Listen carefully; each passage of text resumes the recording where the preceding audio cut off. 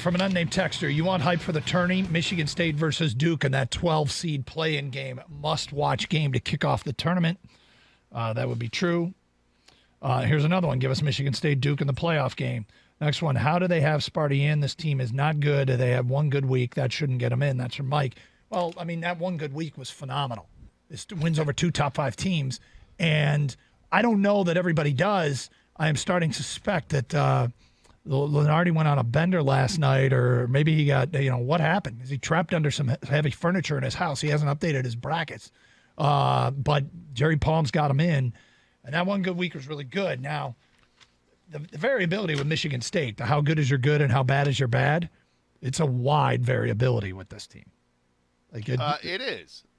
It is. But, I mean, if they beat Michigan and let's say they beat Indiana tomorrow night and they beat Michigan in one of those 2 games, they win the first game of the tournament, the Big Ten tournament, and maybe play Michigan close in the other game at the end of the season, and whoever they play in the second round of the Big Ten tournament, they're close there. I think you can state a case. You're not stating a case for a 4 seed. You're stating a case to be in the tournament, and I think that's the adjustment that people have to take the glasses off and for whatever prism you're looking through and say, okay, look, let's understand this. This isn't a typical Michigan State team we're arguing should it be a 4 seed, a 3 seed, a 2 seed, or a 1 seed. This is a team we're arguing should they even be in the tournament. And I think that the resume will speak for itself when all is said and done. Either they belong or they don't. And it'll be because if they're in, it's because they will have beaten Michigan, which is the number 2 team in the country later today whenever they come out with the rankings, if they've already come out.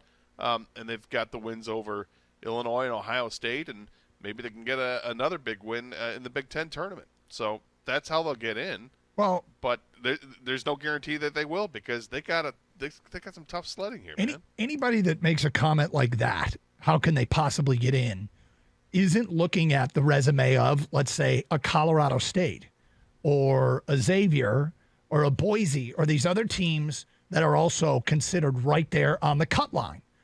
And how do they get in? I don't know. If those teams lose all the rest of their games, like there's so many moving parts that change day to day that's how you get in. You get in because you just need to be better right now than the other teams that are in consideration for these last spots. Yeah. That's it.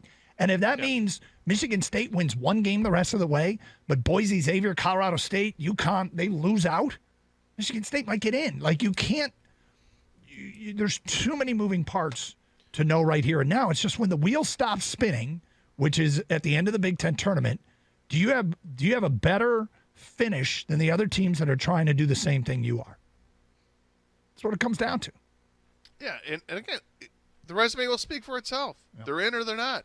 Okay, and if you don't think they should be in, then I guess you don't think that the wins over Illinois and Ohio State, and if they get in, they're going to have to beat Michigan, and Michigan aren't all that quality of a win, which is kind of ridiculous to think that.